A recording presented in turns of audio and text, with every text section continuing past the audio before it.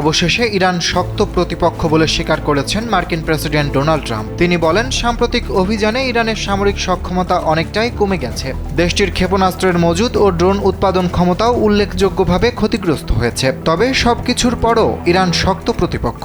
রোববার ফ্লোরিডা থেকে ওয়াশিংটন যাওয়ার পথে এয়ারফোর্স ওয়ানে সাংবাদিকদের সঙ্গে কথা বলেন ট্রাম্প। এ সময় ইরান ইস্যুতে বিভিন্ন প্রশ্নের উত্তর দেন তিনি। ট্রাম্প দাবি করেন, ইরান আলোচনায় বসতে মরিয়া হয়ে আছে, তবে সমঝোতা করতে যা প্রয়োজন তা করার জন্য দেশটি প্রস্তুত নয় বলেও মন্তব্য করেন তিনি। তবে ভবিষ্যতে তেহরান সেই অবস্থানে পৌঁছাবে বলে তিনি আশা প্রকাশ করেন। এদিকে যুক্তরাষ্ট্র ইরানের ড্রোন তৈরির স্থাপনায় আঘাত করেছে বলে দাবি করেন তিনি।